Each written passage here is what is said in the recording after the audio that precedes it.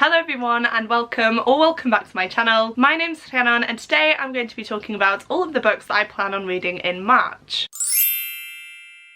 Now, I do only have 4 books to show you guys today. March is definitely going to be one of the busiest and most stressful months for me this year. I am coming to the end of my current contract at work, and so I am trying to find a new job, apply for jobs, and then of course if I am successful in my applications that will lead to interviews and things like that. So I do think that 1 book a week is the best option for me right now. I really don't want to put any extra pressure on myself, and if I do read them all and want to pick up more books then obviously that is completely fine, but I just don't want the stress of reading on top of life stress already. So that is why I have less books to show you today, but that definitely does not mean that I am any less excited for them. Kicking off this stack, we have one of my most anticipated books of the year. You guys can probably guess what that is, so if you do think you know, definitely comment that down below now. But it is of course Chain of Thorns by Cassandra Clare. This is the 3rd and final book in the Last Hours trilogy by this author, and I don't think I'm prepared for this book at all. I will say I haven't seen the best reviews about it, which has definitely made me a little bit more hesitant to dive in, but I absolutely loved the first book. The second book was just exactly the same, if not better for me, and so of course I had this book pre-ordered, completely forgot that it was coming out in February though, so I have put it onto my March TBR. This is definitely one that will be getting read this month, and I'm so excited to finally dive in and see how the series is going to close out. If you have no idea what this trilogy is about though, we are of course following Shadowhunters who are half human, half angels. Now their role is to rid the world of demons and keep the human population safe, and that's what they have been doing for centuries. In this series in particular though, we do follow our main character who is called Cordelia Carstairs, and at the start of the first book her family do decide to move to London to better integrate into society. So there have been a few issues with her father and his work, and essentially they want to re-establish themselves in the Shadowhunter community and build a better reputation for them. So they decide to move to Edwardian London, which is of course an amazing setting, and there Cordelia meets her childhood friends James and Lucy Herondale. Now together they are sucked into the glamorous life in London, but soon enough this fantasy that they've been living is shattered because demon attacks start ravaging London, and these demons are unlike anything that these Shadowhunters have ever seen. They are a lot more advanced, they are almost impossible to kill, and they can now move in daylight as well, which is something that they have never been able to do before. This of course tests all of our different characters in different ways, and it is up to our young protagonist to try and fix everything that's going on and of course save their family, the rest of the Shadowhunters, and the human population as well. This has so much drama in it as you can imagine, but it's the kind that just sucks you in. You get so attached to all the different characters, you get affected by the plot and the actions that are being taken, and yeah, it's just an all-round amazing time. As I mentioned though, I haven't heard the best things about this one, but I'm hoping that it will be a satisfying conclusion at least. I am going to see if the audiobook is available for this as well, because I did listen to the first and second book on audio. I have read the first book physically though, so if need be I will read this physically. However, I have had an amazing experience listening to the audiobook, so I'm definitely going to try and pick it up that way. Please do let me know if you guys would like a spoiler-filled vlog on this one. I have been planning doing one, but I've been a little bit unsure just because of how busy and stressed I'm going to be throughout the month. If that is something you would like though and you think that you would watch, please do let me know and I will of course film it for you guys. I would definitely love to document my reaction to this book, as the Shadowhunter world means so much to me, and yeah, I think it'll be nice to look back on that video in a few years time and see what I thought of the conclusion. So that is a video that is probably coming your way soon. We'll see whether it does live up to my expectations or not, but either way I'm very excited to see how this series wraps up and I can't wait to share my thoughts on it with you guys. Sticking with the fantasy theme, the next book that I'm going to pick up is Rebel Spring by Morgan Rhodes. This is the second book in the Fallen Kingdom series, and I have just read Fallen Kingdoms last month. You can hear all of my thoughts on that in my wrap up, which is coming soon, but I did really enjoy it and I plan on continuing on with the rest of the books in the the series, which of course means that I do need to pick up book 2. So in this series we follow our 4 main characters, Cleo, Magnus, Lucia and Jonas, who are living in a world that is split into 3 countries. One of these countries is flourishing, the other isn't as good but it's still not bad, and then we have our 3rd country that is really not doing well. And so talk of war starts brewing, especially when one day a young boy is murdered in his own home, and this essentially sets off cause for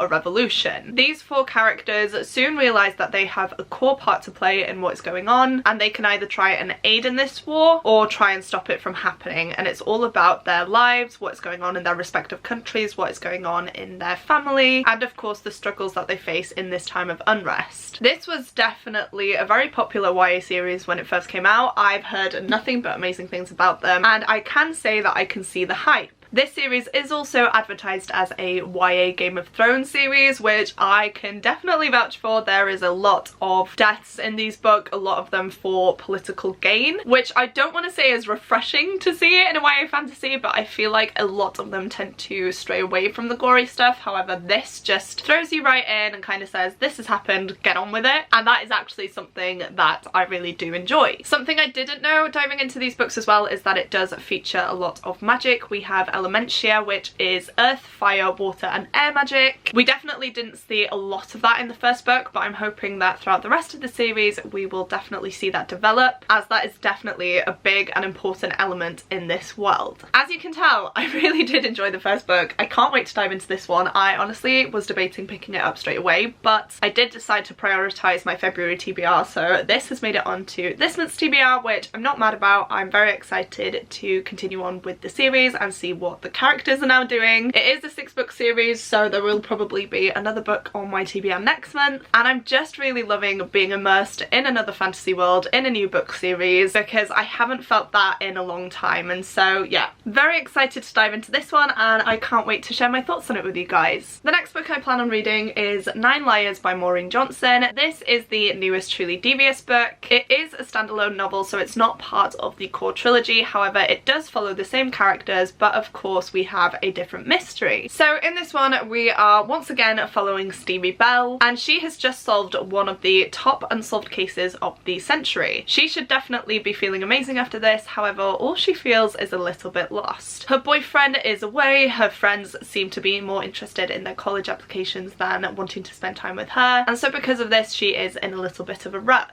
Good news soon comes her way though, when David asks her and a group of her friends to join him to study abroad, and his new friend Izzy introduces Stevie to a double murder cold case. And then it just says here, in 1995, 9 friends from Cambridge University went to a country house and played a drunken game of hide and seek. 2 were found in the woodshed the next day, murdered with an axe. The case was assumed to be a burglary gone wrong, but one of the remaining 7 saw something she can't explain. This was no break-in. Someone's lying about what happened in the woodshed. You guys know me, you know I love my true crime, and you know I love my murder mysteries. This is a series that I've absolutely loved so far. I will be listening to the audiobook for this. It's how I consumed all the other books in the Truly Devious series, and I honestly think I'm gonna have such a good time listening to the story. And then the last book that is going to be on my set TBR for March is another murder mystery. That one is The Big Four by Agatha Christie, which is the next book that I need to read in the Poirot detective series. Not gonna lie to you guys, I have no idea what this book is about, so I am just gonna read you the synopsis. It says, framed in the doorway of Poirot's bedroom stood an uninvited guest, coated from head to foot in dust. The man's gaunt face stared for a moment, then he swayed and fell. Who was he? Was he suffering from shock or just exhaustion? Above all, what was the significance of the figure 4, scribbled over and over again on a sheet of paper? Poirot finds himself plunged into a world of international intrigue, risking his life to uncover the truth about number 4. So the synopsis is definitely a vague one. It doesn't really give too much away, which is something I actually really like about these books. I tend to be pleasantly surprised by the mystery and the complexity of it. I also, of course, love the characters. Hercule Poirot is one of my favourite characters, and Captain Hastings and Miss Lemon also make me laugh as well, so I'm excited to see if they play a part in this mystery again, and if so, the interactions between all of them, because they are so funny together. They are complete opposites, but it definitely works, and I feel such a deep attachment to them. For anyone wondering, the way that I have decided to read these books is just by following the list on the back. I have read the Mysterious Lisa Ferret Styles' The Murder on the Links, Poirot Investigates, and The Murder of Roger Ackroyd. So the big four is next, and I honestly can't wait. I am not sure yet whether I will read this physically or listen to the audiobook. I feel like as I have 2 audiobooks already that I want to listen to, I might read this physically, but you guys will find out what I decided to do in my weekly reading vlogs or my wrap-up. So again, keep your eyes peeled for those. But yeah, this is another one that I'm so excited for. I have been loving reading these books throughout the year, and I can't wait to see what Poirot gets up to in this one. So there we have it. These are all of the books that I plan on reading in March. I'm so excited for every single one, and I didn't realise that I've picked out 2 fantasy books and 2 murder mysteries, so that should definitely be a good month of reading for me. Please do let me know your thoughts on any of these books if you have any down below, and if you have made it this far through into the video but don't have anything in particular that you would like to say, please go ahead and leave me a rose emoji down below as well. As I mentioned, Chain of Thorns is one of my most anticipated books of the year, and the cover has these stunning roses on it, so please do go ahead and comment that emoji if you're still here. As well as that, please don't forget to click the like button if you like this video, and the subscribe button if you'd like to see more content from me. Thank you guys so much for watching. It truly does mean the world to me, and I will see you soon in my next video. Goodbye!